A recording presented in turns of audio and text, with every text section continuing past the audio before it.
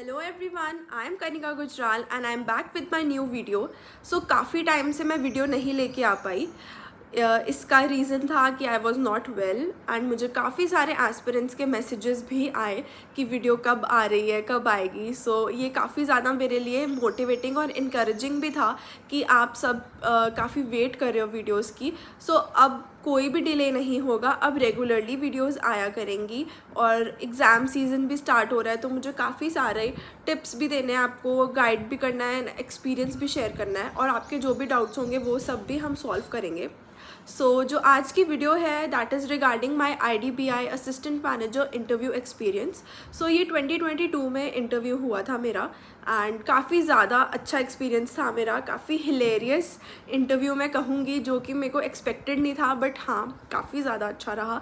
काफ़ी light mode पे चला, काफ़ी सीरियस टॉपिक्स पे भी बात हुई जो वर्ल्ड में चल रही हैं, या फिर बैंकिंग रिलेटेड भी काफ़ी टॉपिक्स पे बात हुई, बट लाइट मोड भी था काफ़ी ज़्यादा इंटरव्यू का, वो मैं अभी आपके साथ शेयर करती हूँ। फर्स्ट ऑफ ऑल जो मेरा इंटरव्यू था वो अराउंड 20 मिनट्स के लिए चला था। IDBI में इंटरव्यू का जो ड्यूरेशन था वो इतना ही था हर स्टूडेंट का। जैसे IBPS में 5 to 7 मिनट्स होता है, ऐसा नहीं था, काफ़ी लंबे इंटरव्यूज़ उन्होंने लिए। वो काफ़ी ज़्यादा टाइम दे रहे थे हर एक कैंडिडेट को, मे बी हर एस्पेक्ट से वो समझना चाहते थे उन्हें।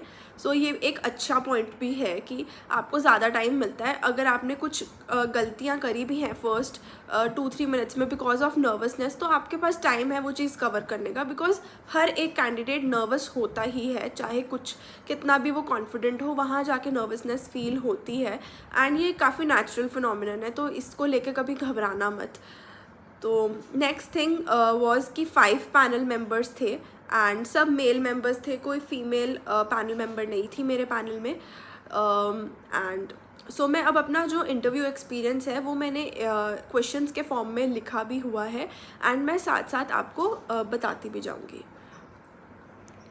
The first and the most obvious question was introduce your self.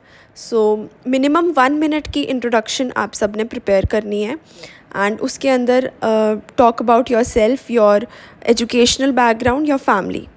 So next was mutual fund related terms. Now this is related to my father's occupation. इसीलिए मुझे यहाँ पर ये क्वेश्चंस पूछे थे. This shows कि आपको अपने पेरेंट्स की ऑक्यूपेशन से रिलेटेड क्वेश्चंस के लिए रेडी रहना है एंड वो क्वेश्चंस आपसे काफ़ी पूछे जाएंगे.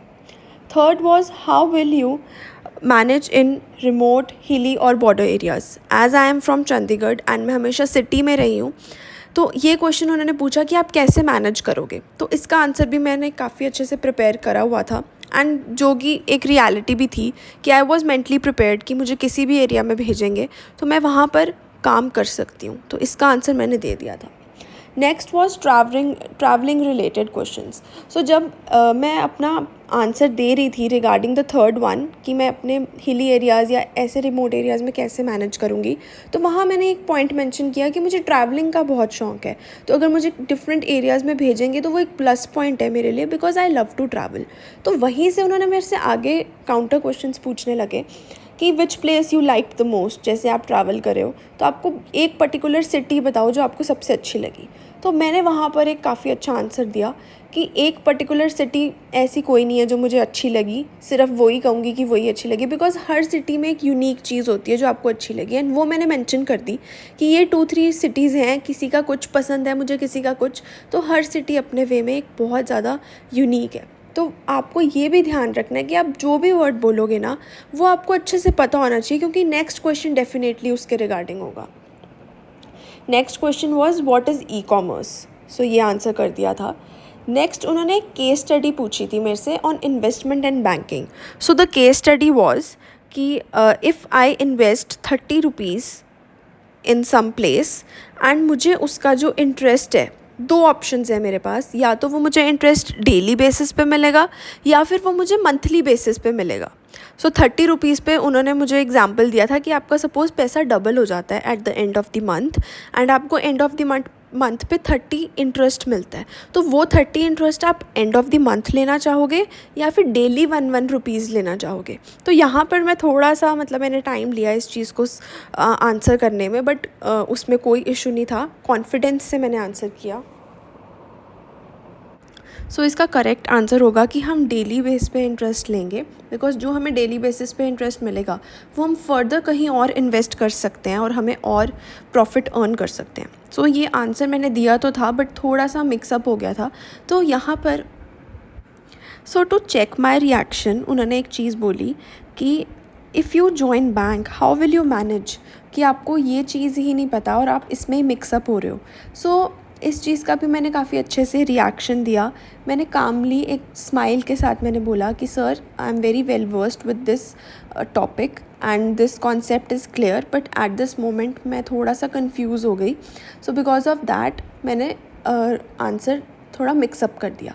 तो वो चीज़ उन्होंने भी अंडरस्टैंड करी एंड उन्होंने स्माइल के साथ नेक्स्ट क्वेश्चन पे वो मूव ऑन हुए.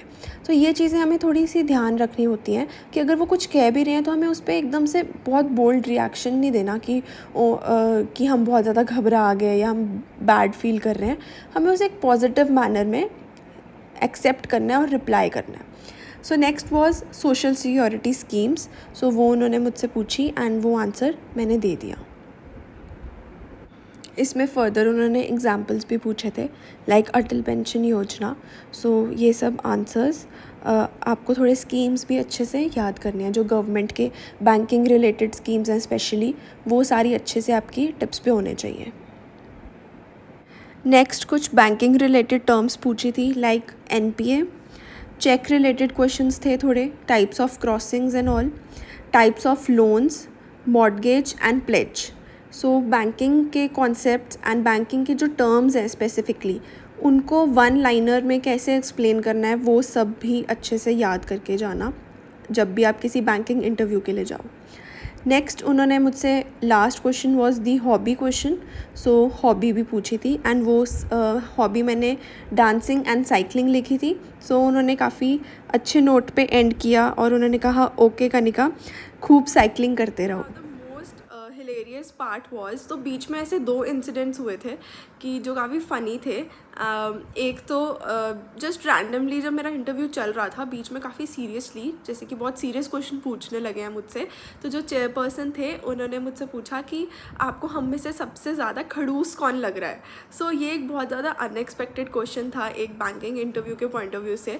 सो ये क्वेश्चन पूछ के वो भी सब हंसने लगे एंड मेरी भी हंसी छूट गई. एंड फिर मैंने बोला कि आप सभी बहुत ज़्यादा स्वीट हो एंड खड़ूस कोई भी नहीं है. सो इस बात पे भी दोबारा वो हंसे. एंड सेकेंड इंसिडेंट वॉज कि जब उन्होंने मुझसे ई-कॉमर्स पूछा था एंड एक्सप्लेन करने के लिए एंड मैंने एक्सप्लेन कर दिया था सारा, तो फिर उन्होंने मुझसे बोला कि एक और सर थे, उन्होंने मुझे कहा कि पूरा दिन तो आपके फ्लिपकार्ट, मिंत्रा और ये सब ऑनलाइन शॉपिंग आप करते ही रहते होगे, पूरा दिन घंटी बजती होगी ऑर्डर्स की.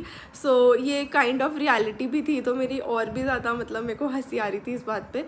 सो फिर मैंने बोला कि फिर मैंने इस पार्ट को कैसे टिल्ट किया into a positive thing. Now see, अब ऑर्डर्स हम सब करते हैं, सबको पता है, स्पेशली गर्ल्स बहुत ज़्यादा ऑर्डर्स होती हैं ऑनलाइन.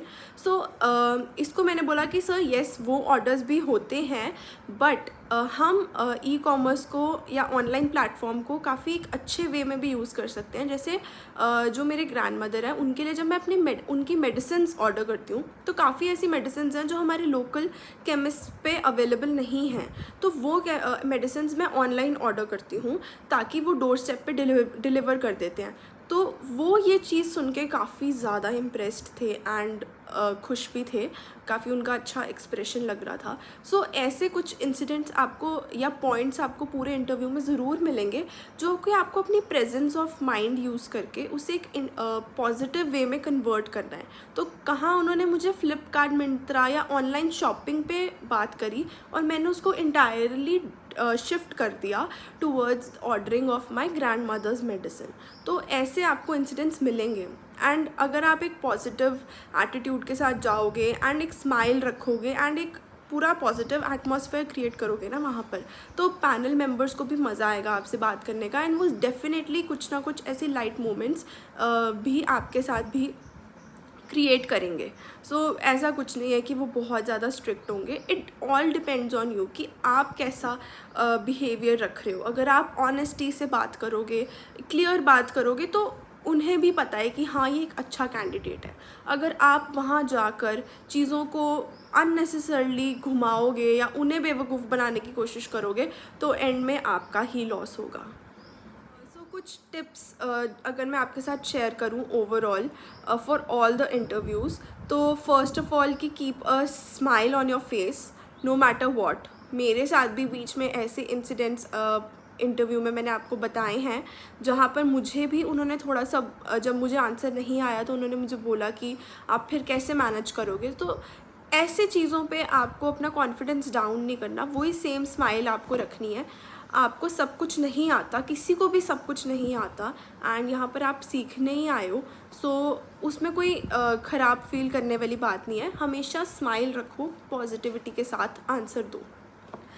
सेकेंड इज़ कि इंटरव्यूअर को कभी भी बेवकूफ़ बनाने की कोशिश मत करना, वो बहुत एक्सपीरियंस्ड लोग हैं। अगर आपको कुछ नहीं आता तो सिंपली कह दो कि sorry sir, I am not aware about this, या फिर आप ऐसे भी कह सकते हो कि sorry sir, I am not able to recall. तो ये कुछ फ्रेजेज़ हैं जो आप यूज़ कर सकते हो। अगर आपको आंसर नहीं आ रहा तो आप बोल सकते हो ये सब चीज़ें, और तभी आंसर करना अगर आपको आंसर आता है। उस चीज़ को गोल गोल घुमा के कोशिश मत करना कि मैं एस्केप कर पाऊँगा, तो वो पॉसिबल नहीं है। सो ये कुछ टिप्स थे जो ओवरऑल मैंने जितने भी इंटरव्यूज़ दिए हैं उनसे मैंने ये चीज़ सीखी है। सो आप भी अगर ये चीज़ ध्यान रखोगे तो आई एम श्योर आपके भी काफ़ी अच्छे मार्क्स आएंगे इंटरव्यूज़ में। So this was all for today's video, और हम अब नेक्स्ट वीडियो में मिलेंगे। Till then keep smiling and keep practicing, and don't forget to like, share and subscribe to my channel. Thank you and bye bye.